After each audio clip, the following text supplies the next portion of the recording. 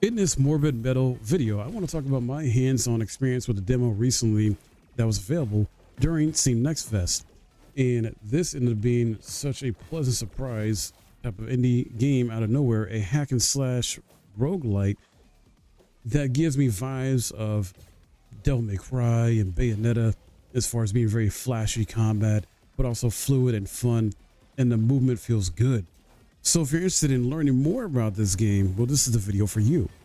Now, what is Morbid Metal? Well, Morbid Metal is a third-person action-packed hack and slash roguelike game in which players can shapeshift between 4 different characters in real time, all with unique active abilities and stylish attacks, rapidly switch characters, and combine abilities to slaughter enemies in stylish fashion.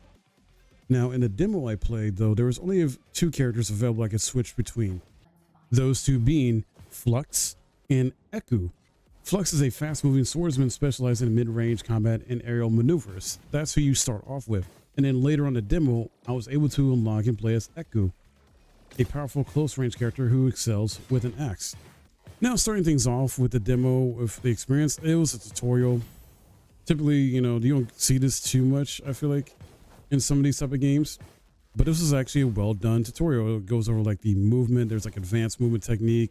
Goes over the combat, traversal, basic stuff you would think about, including, combat calibration stuff, as they call it in this game, where you can use your nano blades to launch lethal energy blades from a distance, and blink strike, which is an instantly volt flux to the enemy for a single violent strike.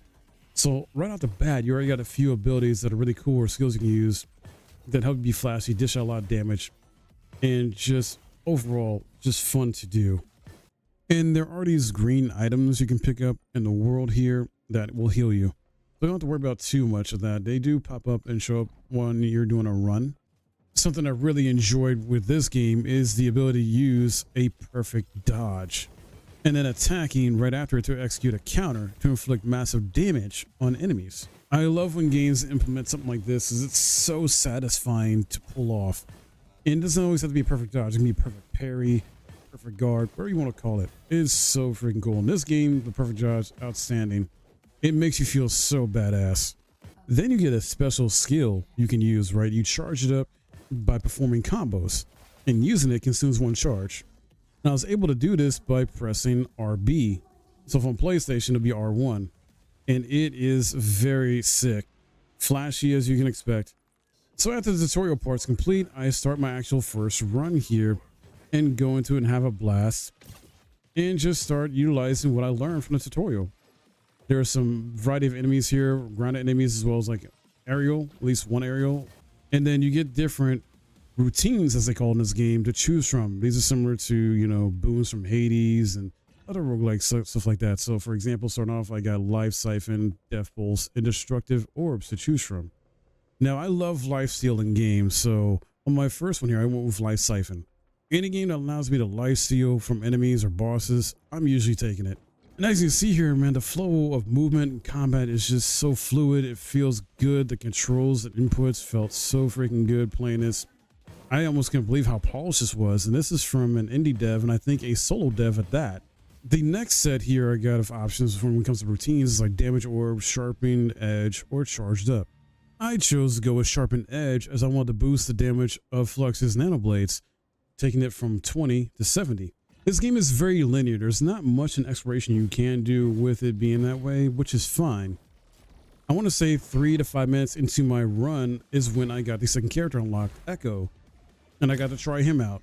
Not as fast or fluid in terms of speed as Flux, but still very good in its own right. A powerhouse, slow, kind of methodical in terms of playstyle, and you got to be careful because his attacks are slow, but he is strong. And he will wreck. So at one point on my run, I'm low health or kind of getting there, and I just somehow pull it back. And because I was trying out Echo, and I was just having a rough time with Echo, trying to survive, and I'd switch to Flux and decide, you know what, let's go back to Flux, let's go ham. Flux, I ended up playing more as I feel like Flux is more of my play style, and I was able to survive and come back from him and didn't fail. Because this is a completed run I did on my first run, crazy enough. There is at least one thing I found sort of off to the side here, like off the beaten path, and that is a devil's bargain. So what this basically is is you've seen this probably in other roguelikes where essentially it's a buff and debuff you get to choose from. I had 3: Bargain of Might, which is damage from player goes up to 200%, but damage from enemies 200%. Then you have Bargain of Overclocking, where skills cooldown, go down to 50%, but then permitted maximum health goes down to 50%. And then Bargain of Precision, where player critical chance is 200% and enemy critical chance is 200%. So very high reward, high stakes type of thing, or rather high risk, high reward. I decided to go with Bargain of Precision because I love crit damage. So anytime I can get crit doubled up, thought, why not? Let's test it out, and figured let's just do this for, the video itself, to see how it is, see how it plays out, and thought it might make for good content, basically. And it did not disappoint, as the extra 2% crit chance is in full effect here. I am just decimating, and as Flux, I'm usually able to dodge and not take much damage anyway. So I am just wrecking these enemies. They don't stand a really good chance at all against me. Using my flashy specials, just going off. And then once you get towards the end of it, you'll come to this question mark, and it's like a statue or a green thing you pick up, and that's essentially the end of the run and the demo itself. Now, I have some issues a bit here. It's not all good, My issue is I was thinking that, okay, this overall experience, even though I did get, I guess maybe a little bit lucky with what I chose in terms of like the routines, as they call it, in the Devil's Bargain, I felt it was a bit too easy overall. Now, this is just my opinion, just for me. I'm not trying to say that this needs to be like on a Souls level type of challenging like that. But I know from my experience, I play a lot of challenging games, Souls-likes to other action games, etc. And so it could just be my experience with playing games like this, to where I'm just used to this type of flow a bit more than maybe than others. Whereas other people I know would probably struggle with this type of gameplay or this type of style of roguelike. And that's fine, because there's people of different play styles, different skill levels. But I do wish there was a boss fight at the end. There was no boss fight for that run. I'm not sure if that was intended for just because it's just demo, but then again, I feel like a great fun boss fight would be needed to get you more hype for the full release of the game. It would have been so much more satisfying to pull off those moves against the boss fight, those flashy specials and things like that of the characters. So for me, yeah, just disappointed it wasn't a boss fight. Disappointed a bit that it felt a bit overall easy to me, but like I said, that's probably with a caveat of like maybe I'm just used to challenging games. Enemy variety was decent. Definitely could be maybe a bit more. But then again, this is probably just one stage. There's probably multiple stages in the full game. Who knows? Overall, the game felt great, played great, didn't crash, none of that stuff. The combat feels so good. The specials and moves you get access to with the characters feel great. The visuals, the sound, all that is very, very good. The impact of your hits, that just feels really solid there. Definitely could be a bit more polished there in terms of sound design and have maybe be a bit more, oomph behind them a bit, but it's not that bad. This does make me excited to play this game when it fully launches and check out the other characters that you can play as.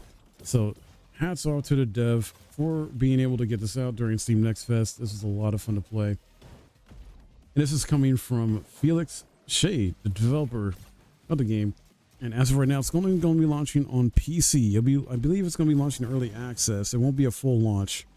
And as of right now, it's scheduled to launch in early access August 20th this year. So we're only a couple months away. And already it's a great foundation. It's already a great game overall. There's going to be some minor tweaks I think that need to be made. Like I said, in my opinion, maybe add some more challenge to it in some ways, some aspects. Not necessarily just from making enemies more challenging, but maybe the routines you get or the Devil's Bargain could be a bit more intuitive in terms of being more on the positive, negative side of a double-edged sword type of thing. But who knows? Who knows? We'll have to wait and see. But those are my thoughts on Morbid Metal. I'm looking forward to it very much. If you're into this action hack and slash third person style of game that's similar to like a Devil May Cry or like a Bayonetta in the form of a roguelike or roguelite, then this is for you. I hope you learned something today from this and enjoyed this video. If you did, I would appreciate a thumbs up. Subscribe if you're new. I'll see you guys in the next video.